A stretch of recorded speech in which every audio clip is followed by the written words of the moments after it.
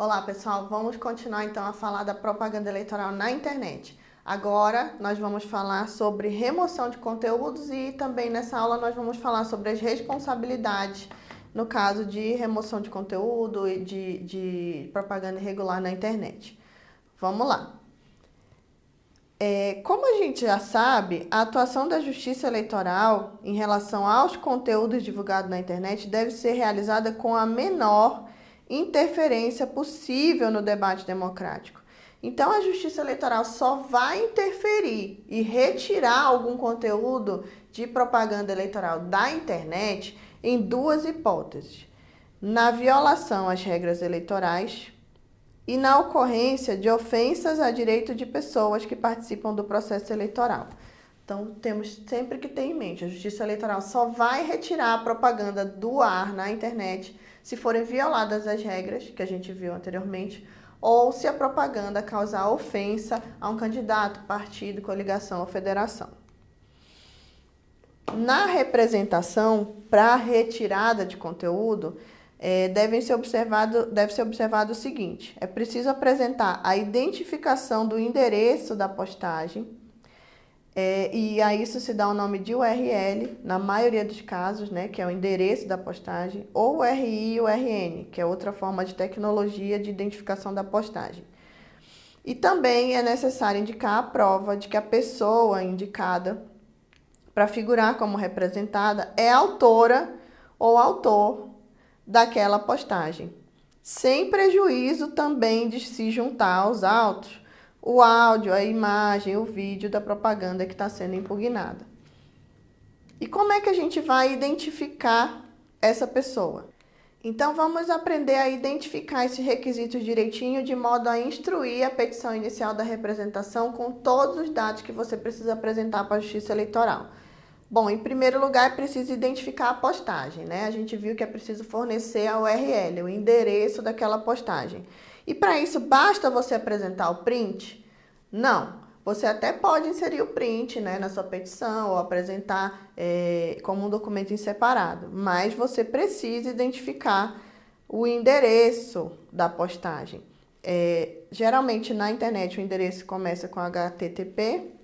E quando é nas redes sociais, você clica nos 3 pontinhos que tem em cima de toda a publicação ou do perfil da pessoa e você vai em copiar link, tá? Mas é necessário informar na petição inicial o link, o endereço da postagem. Mas o que fazer se a publicação não possui um autor identificado? Embora a lei proíba a veiculação de propaganda anônima, acontece, né? Pode acontecer de algum perfil fake ou algum bot ter sido criado para divulgar propaganda eleitoral. Mas, como tudo na internet deixa um rastro, é possível identificar essa pessoa. Inicialmente, a gente tem que saber que, em caso de propaganda sem identificação de autoria, não há que se falar em anonimato antes de se proceder a alguma investigação. O parágrafo 2º do artigo 38 da Resolução da Propaganda estabelece que a ausência de identificação imediata do usuário responsável pela divulgação do conteúdo não é suficiente para o deferimento do pedido de remoção de conteúdo. Então, não basta você dizer para a Justiça Eleitoral: olha, aquela propaganda é de pessoa anônima, então você já precisa retirar. Não basta isso. Você tem que demonstrar, né, de alguma forma, quem é a pessoa, porque é possível identificar. E vamos ver como é que isso é possível. Bom, para começar, os provedores de internet não podem apresentar os dados pessoais dos usuários sem ordem judicial, exceto se tratar de dados cadastrais. Então, se você está querendo, por exemplo, algum dado que a pessoa utilizou na hora de fazer aquele perfil na internet, aqueles dados cadastrais podem ser fornecidos sem ordem judicial. Qualquer outro dado pessoal não pode. Exemplo de dado que é sigiloso: o IP da máquina não pode ser fornecido sem autorização judicial, e o endereço físico também não pode ser fornecido se ele não tiver sido informado no cadastro da aplicação. Mas e aí, como é que a gente vai superar essas vedações? Para superar essa barreira, quando desconhecida a autoria da propaganda, a petição inicial poderá ser endereçada genericamente, mas, nesse caso, a pessoa interessada tem que requerer liminarmente uma diligência para identificação do usuário e para que sejam fornecidos elementos indispensáveis para a obtenção dos dados. Se ela não fizer isso, ou seja, se endereçar genericamente, mas não pedir uma investigação, a petição inicial pode ser indeferida. Então, geralmente, para identificar uma pessoa na internet, quando não é patente, quando não é visível a identificação, o interessado vai ter que pedir dois tipos de quebra para o juiz eleitoral. Uma endereçada ao provedor de aplicação. Provedor de aplicação, gente, é Facebook, Instagram, etc. Eles são obrigados a guardar os dados pessoais de quem fez aquele perfil ou a publicação por 6 meses. Então, eles têm condições de identificar quem é a pessoa.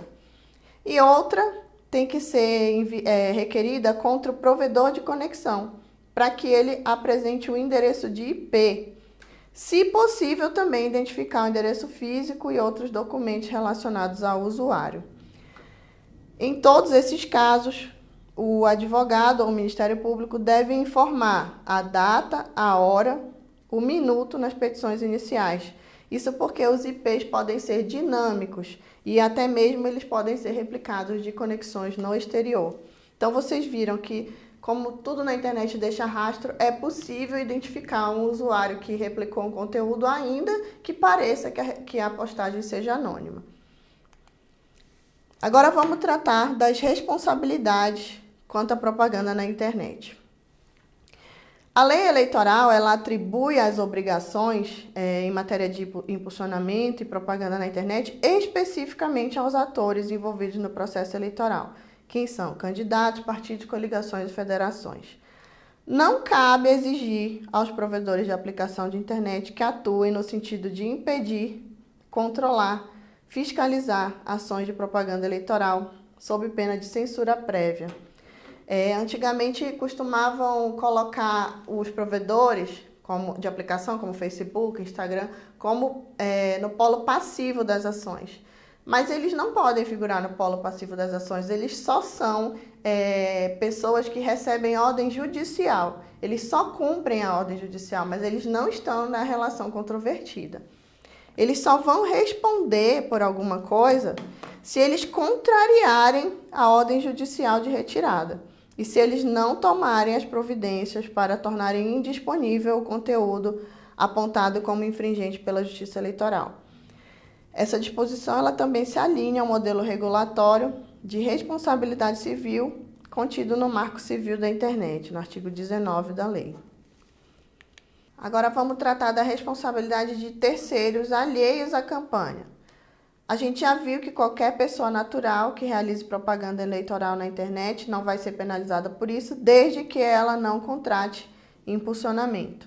Por que que a lei veda isso? Porque quando ela faz uma publicação privada no âmbito dela, o acesso é muito mais restrito, né? É só restrito àqueles seguidores daquele perfil. Não é um amplo acesso. Então, aquela publicação no perfil pessoal não tem o potencial de atingir um público que a ela não teria acesso se ela tivesse sido impulsionada. A publicação de impulsionamento por pessoa física também decorre da necessidade de controle dos gastos de campanha pela Justiça Eleitoral e da garantia de isonomia entre os players. E aqui a gente tem um exemplo de uma pessoa física que impulsionou propaganda eleitoral e foi punida pelo TSE por isso, porque ela não pode, né? A pessoa física não pode impulsionar conteúdo. E o TSE tem reafirmado essa vedação e aplicado a penalidade de multa. Nesse caso aqui, Luciano Hang fez uma transmissão ao vivo patrocinada em favor do então candidato Jair Messias Bolsonaro na eleição de 2018. E também fez publicações com link patrocinado para promover aquela candidatura. O TSE aplicou a multa contra o empresário no valor de R$10 mil por contratação irregular de impulsionamento. O candidato não foi penalizado nesse caso porque não foi configurado, não foi comprovada a ciência prévia dele quanto a esse tipo de publicação impulsionada. Então, somente o terceiro que foi penalizado com a multa. Esse foi o nosso conteúdo de propaganda eleitoral na internet da aula de hoje. Nos vemos na próxima.